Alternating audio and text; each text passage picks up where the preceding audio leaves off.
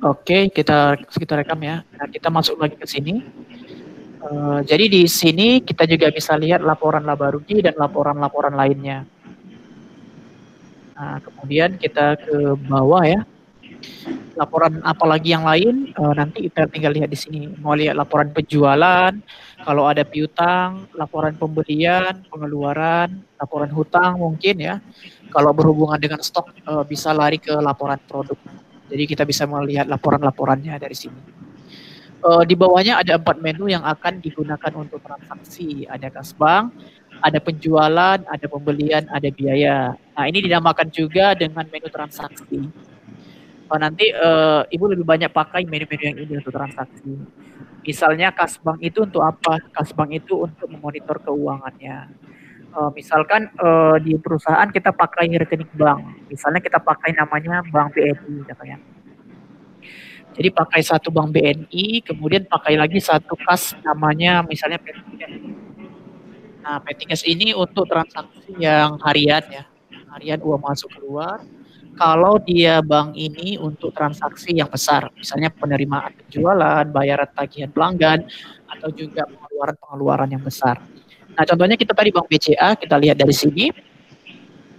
Nah, rekening bank itu ketika kita klik akan kelihatan transaksi selama kita menggunakan jurnal. Jadi dari awal pakai sampai per hari ini akan kelihatan transaksinya. Nah, transaksinya ini dapatnya dari mana? Dia akan membaca dari penjualan, pembelian, atau biaya. Jadi kalau ada penjualan, dia akan muncul di kolom terima, di debit. Kalau ada pengeluaran, dia akan muncul di kolom kredit atau kolom keluar.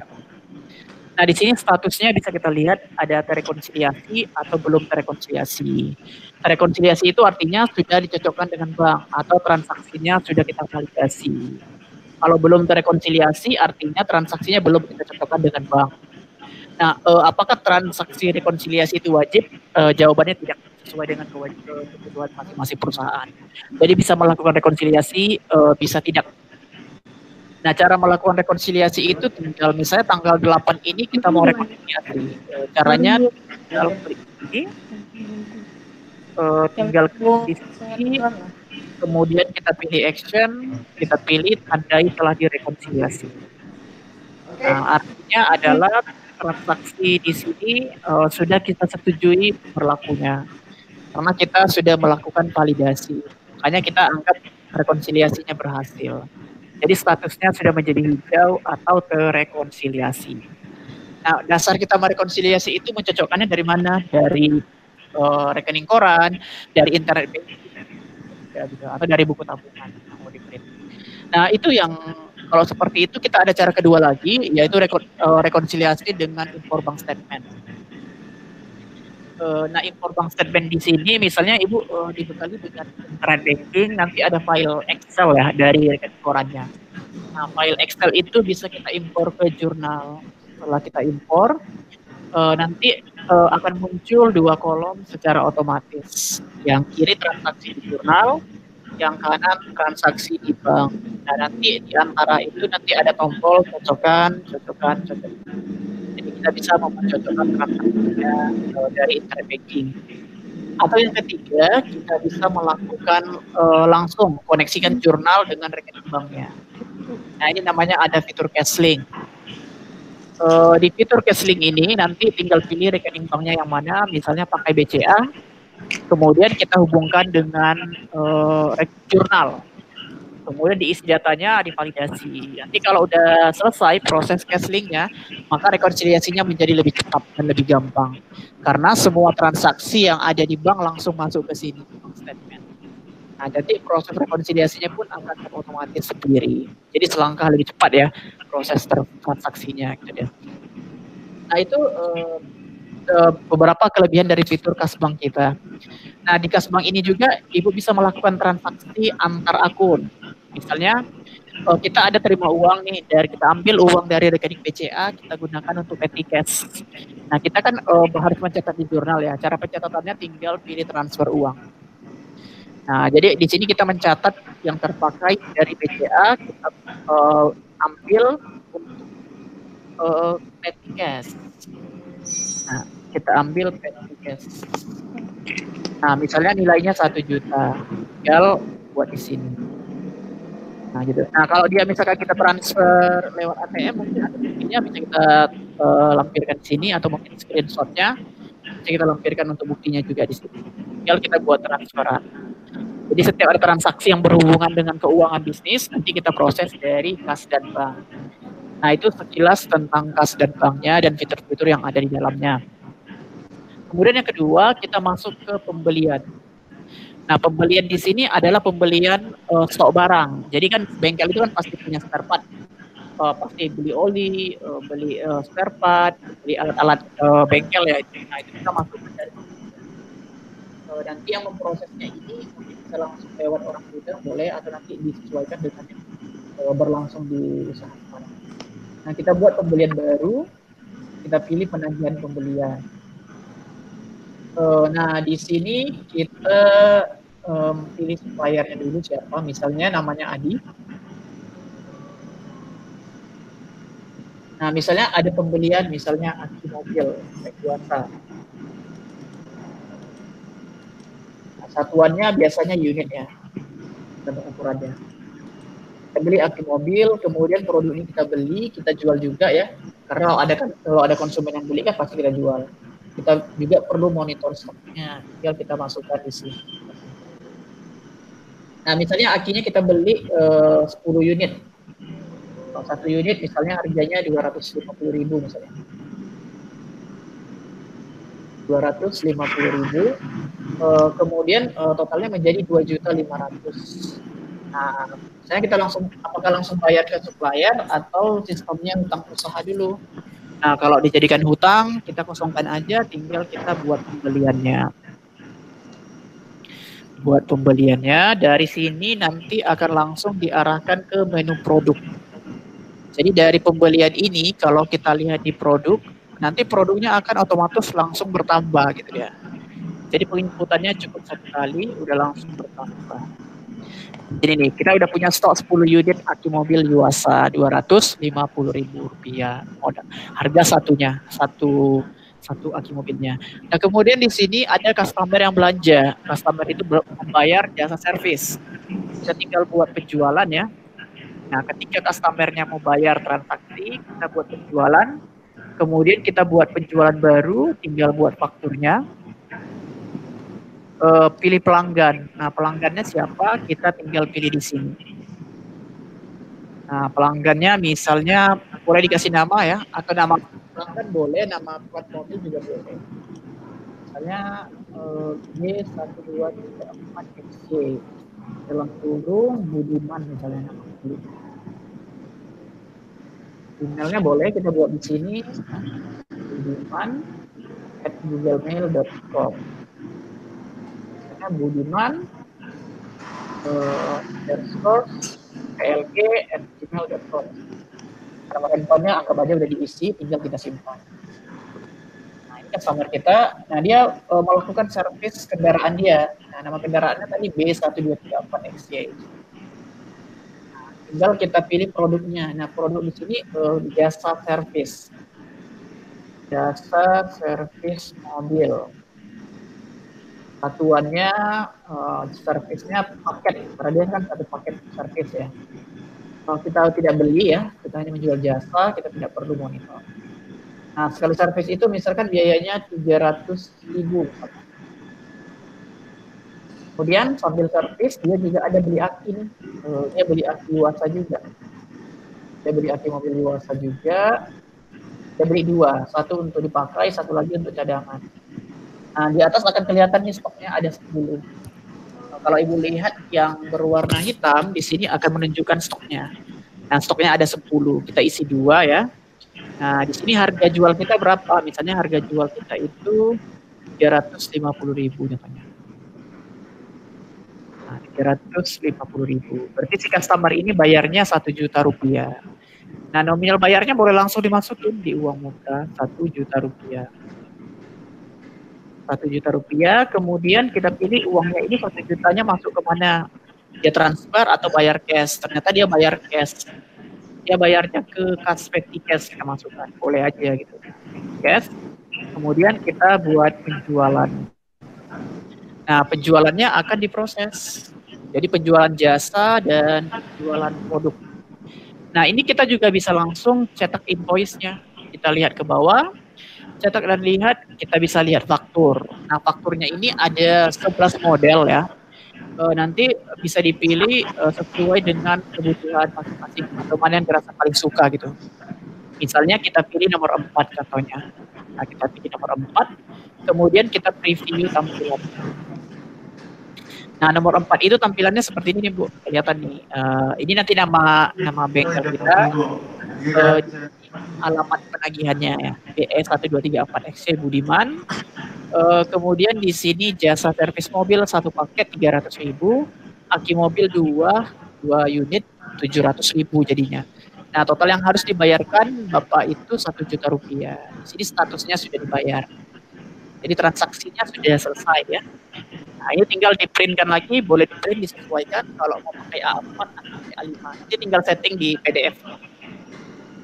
Itu yang pertama. Kemudian yang kedua, kalau misalkan sekarang jenis pakai printernya printer dot matrix ya. Printer dot matrix itu printer yang Epson, tintanya pakai tinta karbon, kemudian kertasnya itu 3 play, 3 rangkap.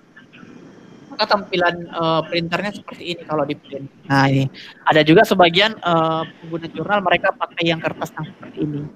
Nah, kalau kertas modelnya 3 ply seperti ini atau yang dot matrix, memang dia tidak ada warna, jadi tidak ada logo gitu. Karena dia disesuaikan dengan jenis kertasnya ya. Nah, isinya sama seperti tadi tampilannya, udah kelihatan nih jasanya, mobilnya berapa. Itu cara kedua. Cara ketiga, kita juga bisa langsung kirimkan invoice lewat email. Nah, tinggal pilih email faktur. Tadi kita sudah ngisi nih alamat emailnya di sini. Kita tinggal kirim aja, tombolnya ditekan tombol kirim. Atau cara terakhir, kita bisa kirimkan dengan link faktur. Nah, ini di copy, dapatkan link faktur, tinggal kita copy, kemudian kita kirimkan ke chatting, ke aplikasi chat atau WA atau Telegram. Ketika mereka melihat dari handphonenya, tampilannya akan seperti ini. Jadi kelihatan di tampilannya seperti ini. Lihat detailnya, kemudian kita tinggal juga mendownload invoice-nya. Kalau mau lihat detail, tinggal lihat lagi di sini. Nanti dia akan diarahkan ke halamannya. Nah, itu dia. Lihat detail dan akan kelihatan tampilan invoice-nya. Itu dari invoice. Nah, kembali lagi ke transaksi. Tadi kita ada penjualan aki. Kita ada jual aki. Kita tadi ada 2 unit ya. Jadi ada 2 unit aki yang kita jual. Nah, itu langsung otomatis akan langsung mengurangi stoknya nih di sini. Akan langsung mengurangi stoknya. Jadi kalau kita mau cek di sini ya, Yuasa, dia pasti akan berkurang. Nah, stoknya tinggal 8 lagi. Itu dia. Nah, dari yang kas bank, penjualan, pembelian, kira-kira ada yang mau ditanyakan?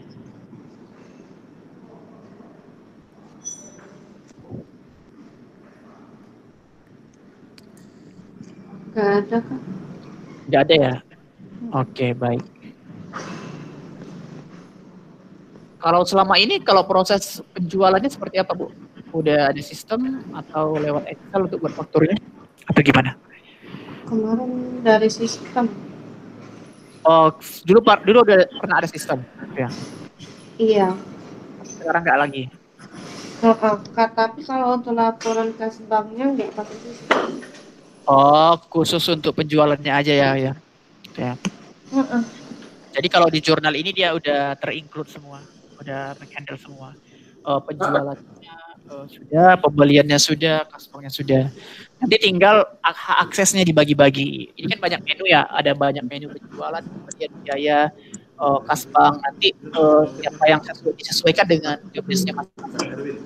Ada yang khusus ke penjualan, ada yang khusus ke pembelian, ada yang khusus ke biaya. Gitu. Kita masuk ke biaya. Nah, menu biaya ini berfungsi untuk menu pengeluaran. Jadi semua pengeluaran yang sifatnya operasional nanti kita bisa handle dari menu biaya. Contohnya apa aja pengeluaran operasional? Misalnya gaji karyawan, bayar listrik, bayar sewa tempat usaha, kemudian bayar internet, bayar uang kebersihan, keamanan, dan lain-lain ya. Termasuk juga ada kebutuhan misalnya pembelian ATK. Nah, kita tinggal buat biaya baru, caranya tinggal klik di sini, buat biaya baru. Kemudian kita ambil sumber pengeluaran uangnya ada dari mana. Misalnya kita ambil dari petty cash. Nah, dari petty cash ini kita mau bayar listrik, berarti kita harus pilih vendornya. Misalnya kita mau bayar listrik listrik kantor. Nah, kita pilih beban listriknya, kemudian nilainya berapa? Misalnya nilainya itu 500 ribu misalnya. 500 ribu, kemudian kita buat biaya baru. Nah, dari sini sebenarnya kita sudah ada biaya, sudah ada transaksi biaya. Kalau kita cek ke laporan, ya, kita udah bisa langsung melihat laporan laba rugi per hari. Jadi dia udah langsung kelihatan laporannya, contohnya. Nih, kita udah ada omset 1 juta, udah ada HPP 500 ribu ya, pemakaian stok barang tadi ya yang dijual. Kemudian udah ada juga pengeluaran 500 ribu rupiah.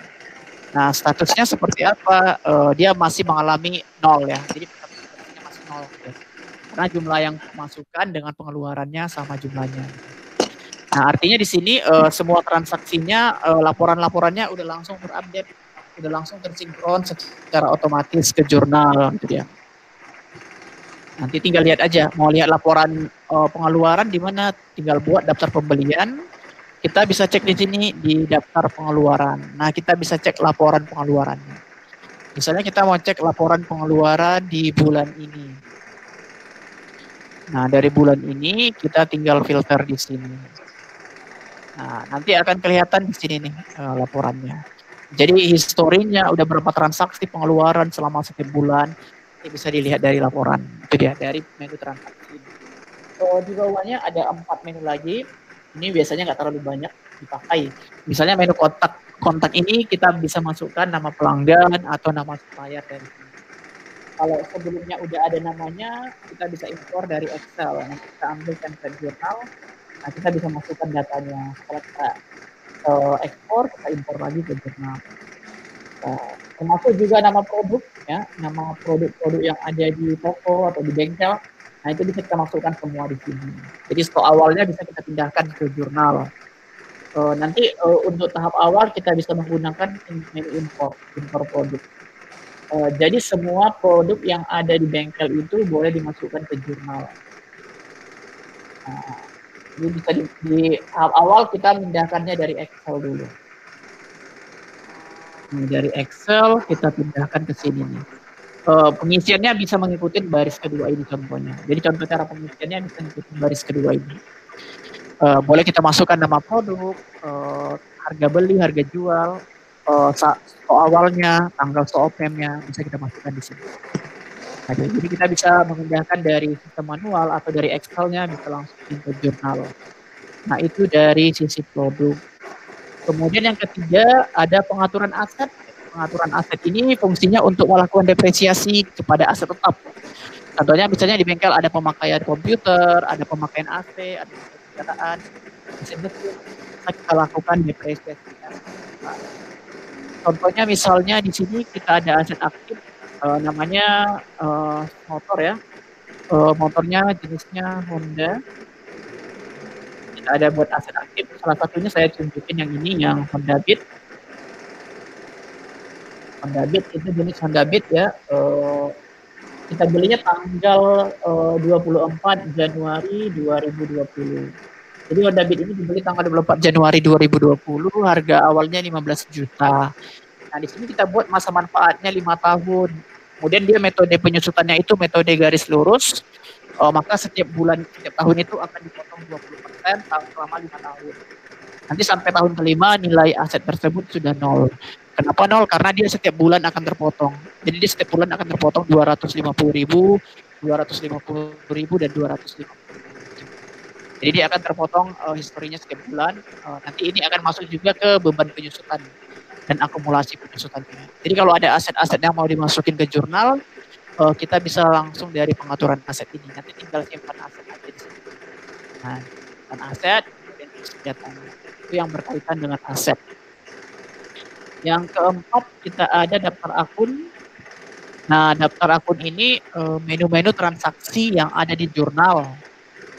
biasanya kita pertama kali pakai jurnal itu kita bisa menambah akunnya. Misalnya mau menambah nama akun bank atau menambah nama akun beban. Nanti kita bisa masuk dari sini, dari daftar akun. Kita bisa buat akun baru atau mengubah akun yang sudah ada boleh. Selagi dia belum ada transaksi, kita pasti bisa mengubah dan menghapusnya. Nah, di daftar akun ini juga kita nanti perlu mengatur saldo awal. Jadi misalnya Ibu mau pakai jurnalnya per kapan? Misalnya per 1 Oktober 2020. Nanti tinggal pilih nih di sini tanggalnya per 1 Oktober 2020. Nah, kemudian diatur tanggal konversinya. Nah, yang jadi poinnya di sini adalah kas kita berapa, kita harus di sini di kolom debit. Bank kita berapa diisi. Kalau ada piutang pelanggan juga diisi saldonya di sini. Kemudian hutang usaha kalau ada di sini. Nah, itu beberapa biasanya akun-akun yang diisi saldonya. Setelah itu baru tinggal ditambahkan. Nah, itu kalau yang ada di daftar akun. Nah, ini 2 menu lagi yang biasanya dipakai itu yang pertama itu ada daftar lainnya. Daftar lainnya itu adalah fitur-fitur yang tidak ada di sebelah kiri. Nanti bisa digunakan di sebelah kanan. Misalnya fitur tag ya, fitur tag. Kemudian ada fitur jadwal berulang, satuan produk, atau juga bisa mau setting pajaknya. Nanti kita bisa dari daftar lain. Oke, terakhir itu ada setting. Di setting ini kita bisa mengelola dia. Misalnya yang kita setting apa? Misalnya kita setting logo perusahaan. Kemudian detail akun bank kita bisa setting di sini. Kita atur. Apalagi yang bisa disetting banyak sih. Salah satunya juga pengaturan pengguna. Jadi nanti jurnalnya kan 3 orang memakai. Nanti siapa aja memakainya tinggal kita invite. Kita invite, nanti kita masukin aksesnya masing-masing. Nah, itu mungkin lebih kurang gambaran umum dari fitur-fitur di jurnal. Ada yang mau ditanyakan nggak, Bu? Pak, yang kalau untuk pengaturan aset itu masuk asetnya itu tadi gimana ya? Baik, kita ulangin ya, aset. Nah, ini ada 2 cara. Pertama, kalau Ibu beli asetnya baru ya, misalnya aset ini kita beli, aset kita beli, kita belinya setelah kita pakai jurnal. Kalau kita beli setelah kita pakai jurnal, tinggal dari sini aja, dari pembelian. Nah, dari pembelian langsung, kalau dia kita belinya setelah pakai jurnal. Dari pembelian, tinggal buat pembelian baru, penagihan pembelian. Nah, misalnya kita beli aset baru nih. Misalnya aset barunya kita beli dari agen Hakim, nah produknya misalnya AC.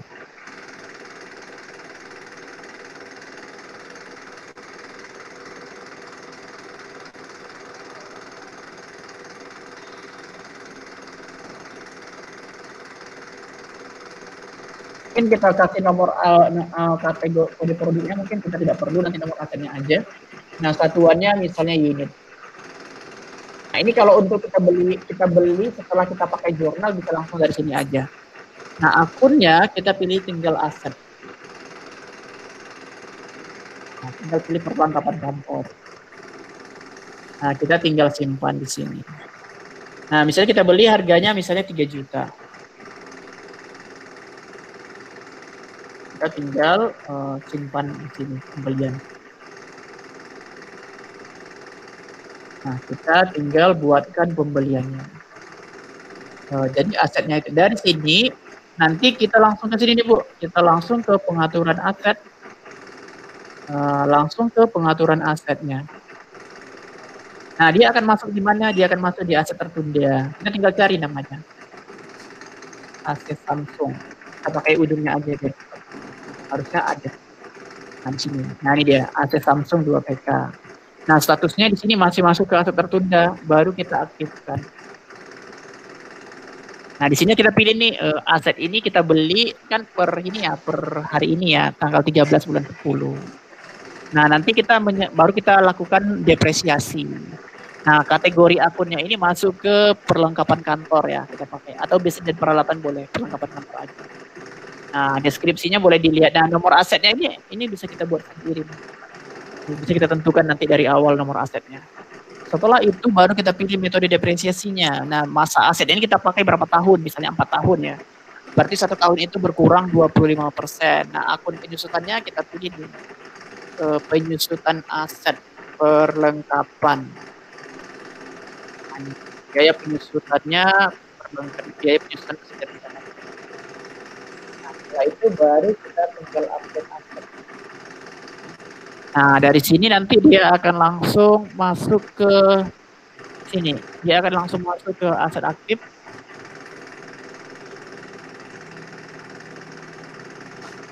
Dia cek lagi ke sini. Nah, kita lakukan proses penyusutannya. Kita cari asetnya lagi atau masuk ke asetnya.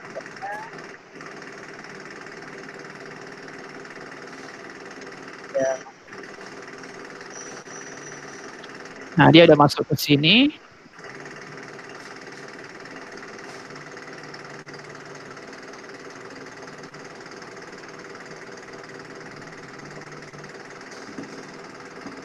Nah, tinggal masuk ke aset aktif.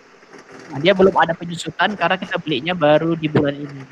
Kalau kita nanti dia akan muncul sendiri penyusutannya ketika kita udah masuk di bulan berikutnya. Akan disusutkan setiap akhir bulan. Tapi ada cara kedua kalau misalkan kita menginput aset yang sudah ada. Jadi kita menginput aset yang cara keduanya kita masuk ke sini. Nah, dari sini baru kita masuk ke asetnya. Misalnya aset ini misalnya komputer ya. Komputer set. Nah, kalau komputer set ini kategorinya kan mesin dan peralatan, kapan kantor aja gitu. Nah, kantor. Misalkan harga belinya 4 juta. 4 juta. Kemudian kita depresiasikan lagi. Nah, akunnya kita pilih straight line 4 tahun juga. Kita pilih ke perlengkapan. Tempat perlengkapan. Penyusutan. Namanya penyusutan peralatan. Nah, akumulasinya penyusutan dan peralatan. Nah, kita tinggal buat asetnya di sini. Nah, pertanyaannya yang ini kan aset lama ya, yang udah ada gitu. Berarti kita belinya bukan tanggal 13. Tapi kita misalnya belinya di awal tahun kemarin. Nah, kita beli di awal tahun, misalnya tanggal 6 Januari kita beli. Nah, kita tinggal buat asetnya nih. Asetnya. Nah, setelah kita buat, dia udah masuk ke aset aktif. Nah, kemudian kita lakukan depresiasinya. Nah, di sini kita lakukan depresiasi asetnya.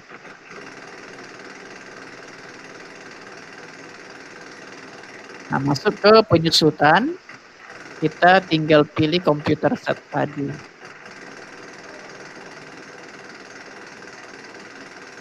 Coba kita cek yang di sini. Nah, ini dia. Ini tadi dia komputer set ya. Kita beli tanggal 6 Januari 2020 sampai tanggal 30 bulan 9 2020. Jadi dia itulah masa penyusutannya. Jadi dia penyusutannya udah 9 bulan. Karena dia membaca setiap akhir bulan. Nah, kita tinggal terapkan di sini. Nanti secara otomatis si rumus jurnal akan langsung menghitung penyusutannya. Nah, dia udah berhasil diproses nih. Kalau kita lihat kembali dari sini, kita cek lagi aset-asetnya tadi, yang komputer set tadi di kolom ke ini, di halaman kedua ya. Kita cek lagi di sini komputer setnya, maka nilai bukunya per hari ini itu udah berapa? Udah jadi 3.250.000. Akumulasi penyusutannya itu 750.000 rupiah. Karena setiap bulan dia akan berkurang 83.000. Nah, itu dia gambarannya. Kalau dia sistemnya udah berjalan. Jadi kita menginput yang udah kita beli. Seperti itu kira-kira. Ada yang mau ditanyakan lagi, Bu?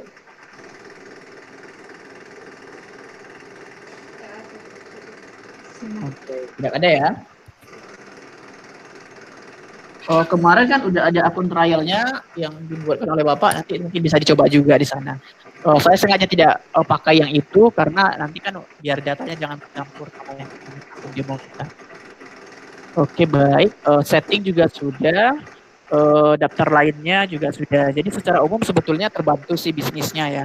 Karena udah kelihatan nih prosesnya dari mulai keuangannya sudah kita backup dari jurnal, dari kas dan banknya, proses pembelian untuk stok di gudang, kemudian proses terpakai barang untuk di gudang juga bisa kita monitor, sampai nanti proses penjualan jasanya, penjualan produknya, laba ruginya juga bisa kita lihat, laporan-laporan yang lainnya juga bisa kita monitor dari jurnal.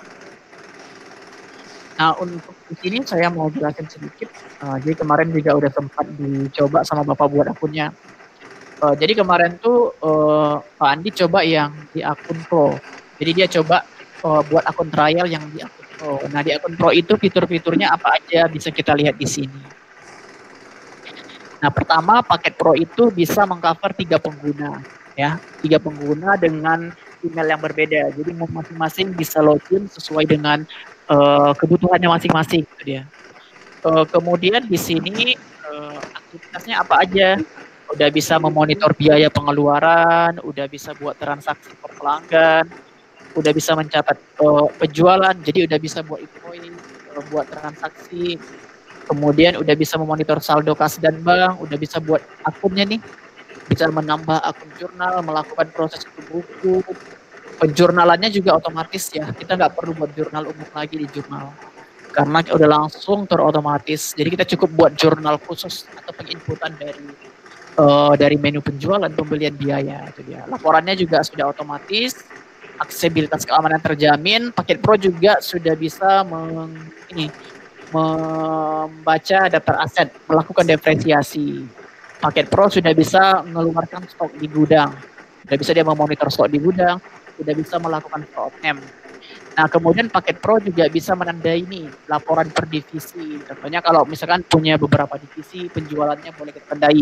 Atau punya 2 bengkel yang berbeda, tapi ordernya satu dan laporan keuangannya satu, bisa juga menggunakan tiket tagging. Atau menandai nama marketing di tiap invoice itu pengen kita masukkan nama marketingnya. Nah, itu paket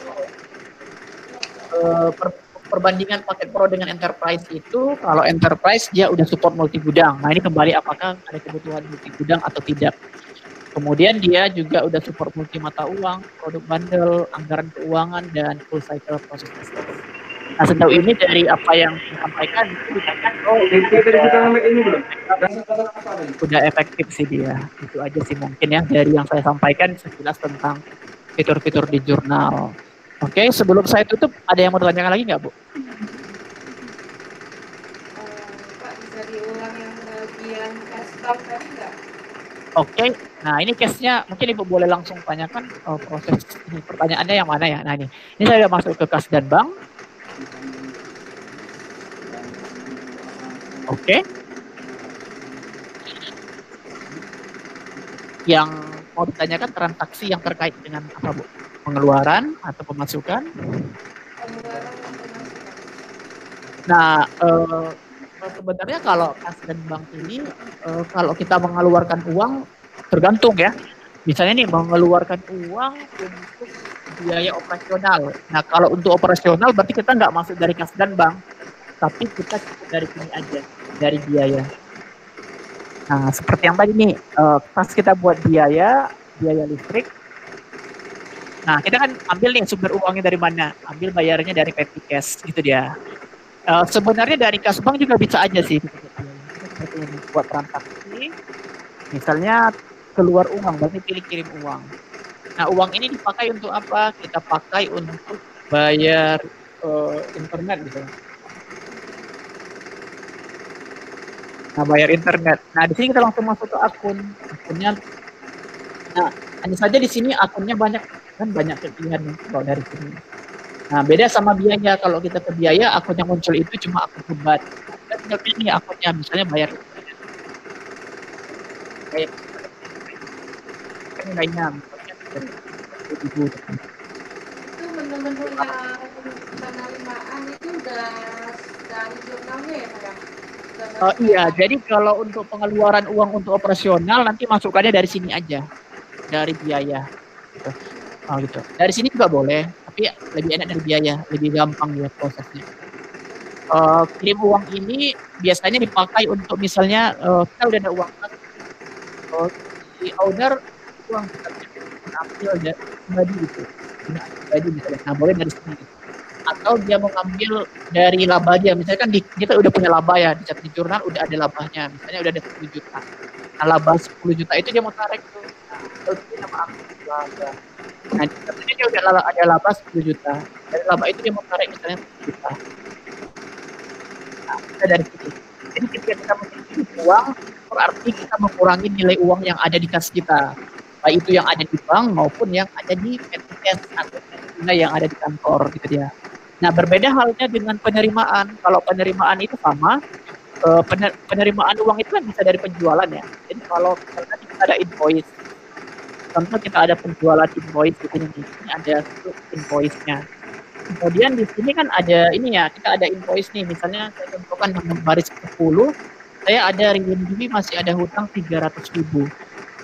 Nah, 300.000 ini tinggal pilih di sini. Nah, misalnya hutangnya mau dibayarkan sama Ibu Ririnnya. Nah, kita tinggal pilih tindakan, kita pilih terima pembayaran. Nah, tinggal bayarkan yang 300.000-nya dari sini. Nah, otomatis langsung dia akan terlihat dari sini nih. Nah, ini tadi saya pilihnya dari mana, saya lupa nih. Ini saya ganti lagi, saya ubah akunnya. Nih, yang 300.000 ini dibayarkannya secara transfer. Nah, jadi bayarnya kemana? Bayarnya lewat ini. Misalnya Bank BNI. Nah, Bank BNI dibayarkannya. Nah, kita tinggal proses diubah pembayaran.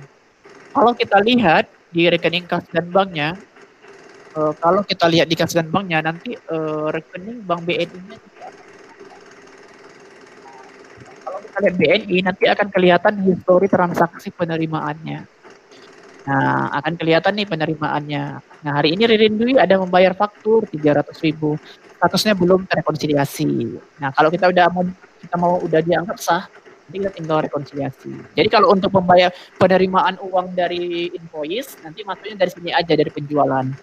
Sama halnya dengan pengeluaran uang yang untuk pembelian spare part, pembelian stok barang, nanti dari sini. Nanti kita tinggal pilih akun kasnya dari sini juga gitu. Nah, pengeluaran yang tadi itu jadi di luar penjualan, di luar pembelian, di luar biaya, kalau ada uang masuk, uang keluar, baru kita pilih dari sini transaksi. Contohnya misalnya seperti tadi nih, owner minta uang dari akun laba. Jadi dia minta uang dari akun laba untuk keperluan pribadi dia. Dia mengambil laba usaha dia gitu. Nanti kita pilih dari sini, dari kirim uang. Nah, ambillah dari kirim uang di sini. Nah, misalnya dia dari labanya itu, dia mengambil laba. Labanya itu biasanya tersimpan di mana? Misalnya di bank BCA labanya. Nah, labanya itu kita ambil dari BCA. Nah, akunnya kita pilih sini, laba. Karena kenapa kita pilih akun laba, dia akan nanti mengurangi nilai saldo laba kita. Nah, misalnya 1 juta rupiah seperti ini. Ini tinggal kita buatkan di sini, buat pengiriman. Nah, yang penerimaannya seperti apa? Penerimaannya seperti ini. Misalnya kita ada uang masuk.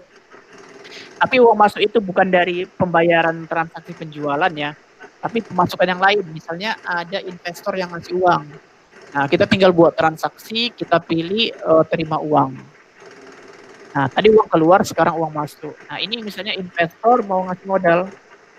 Nah, ini investor mau ngasih modal ya. Berapa misalnya 100 juta.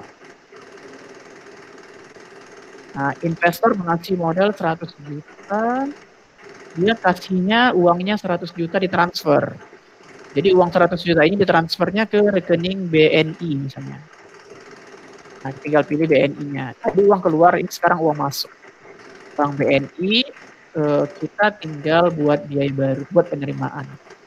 Jadi yang lewat kas bank ini penerimaan yang sifatnya bukan penjualan, atau juga pengeluaran yang sifatnya bukan pembelian atau biaya. Itu. Atau satu lagi yang ketiga, misalnya tadi kita butuh uang juga nih untuk petty cash. Nah, butuh petty cash juga. Caranya tinggal pilih transfer uang. Nah, uang dari mana kita ambil? Dari BNI kita ambil 500.000 untuk petty cash. Karena kita mau belanja ATK misalnya gitu. Nah, ini petty cash-nya di sini, masukkan 500.000-nya. 500.000-nya tinggal di-input di sini. 500.000-nya diinput, kemudian tinggal kita buatkan transfernya gitu ya. Nah, itu lebih kurang transaksi kas dan banknya. Jadi banyak fitur-fitur yang bisa dimanfaatkan dari kas dan banknya. Ada yang mau tanyakan lagi, Bu? Kak, ini Pak, mohon maaf untuk di bagian spare part warehouse tadi boleh nggak? Boleh. Dari inputan pembeliannya, terus stoknya dari mana awalnya tadi? Kita buat baru aja ya lagi ya. Nah, Iya, kita mulai buat dari baru. pembelian. Kita klik ke pembelian. Nah, sekarang kita pembelian ini artinya, jadi pembelian ini bahasanya barang masuk. Jadi bisa juga diartikan dengan barang masuk dia. Nah, pembelian ini kita tinggal buat pembelian baru. Nah, buat pembelian baru, pilih yang penagihan pembelian. Nah, pilih penagihan pembelian. Kemudian pilih suppliernya, barang ini barang dari mana ya? Gitu. Karena kita kan inputnya per nomor invoice pembelian, or purchasing order. Nah, kita pilih misalnya suppliernya supplier baru. Supplier baru namanya misalnya PT Honda. PT Honda. Nah, dia misalnya produknya itu spare part. Saya nggak kasih nama produk, saya buat ini aja, spare part namanya langsung. Spare part. Nama spare partnya spare part ABC misalnya namanya. Mereknya ABC. Satuannya boleh PCS, boleh ya, boleh juga sih. Jadi nggak harus unit. Nah, PCS kita beli, kita juga jual, kita juga centang monitornya.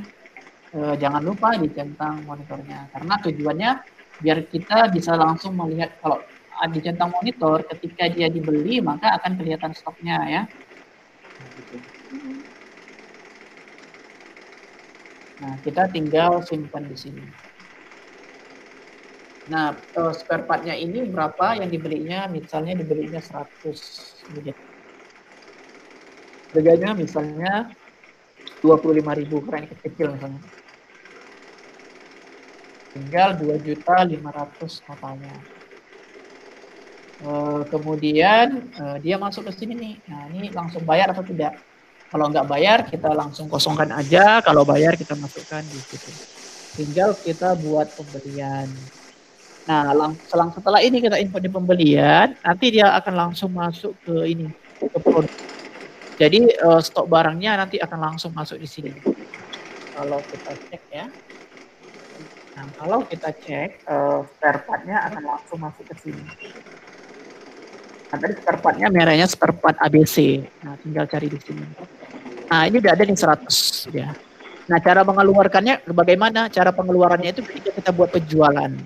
Nanti ketika kita buat penjualan, kita buat invoice, nanti langsung terpotong. Ya, Bu.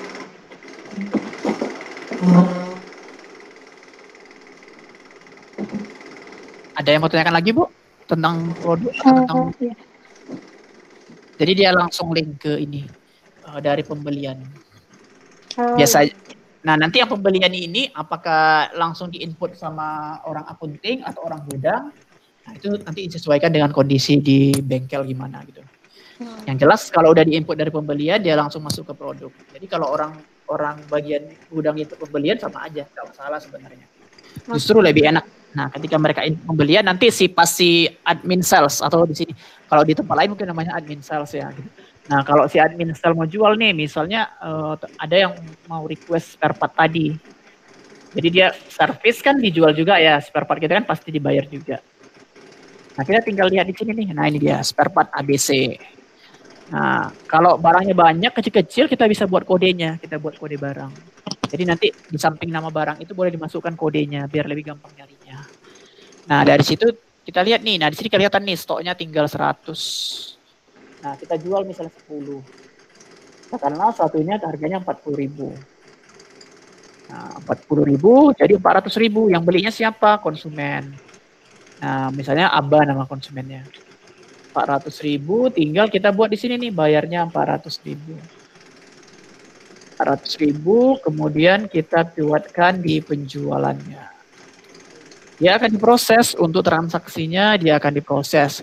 Nanti dia akan ketika kita cek di produknya dia akan berkurang sendiri. Nah, contohnya kita balik ke spare part lagi. Nah, spare part ABC kalau kita cek di sini, nah saldonya akan berkurang nih, tinggal 90 unit lagi. Jadi seperti itu lebih kurang gambarannya. Oke, ada yang mau tanyakan lagi, Bu?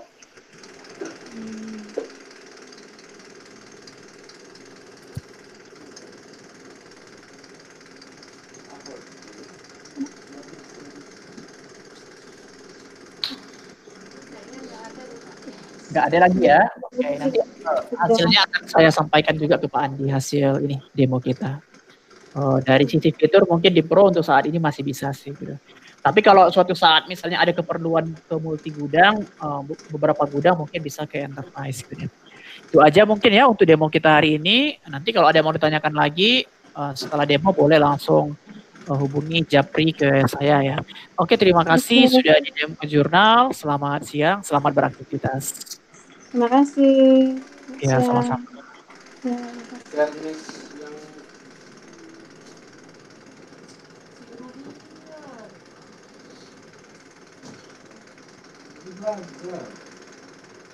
foto.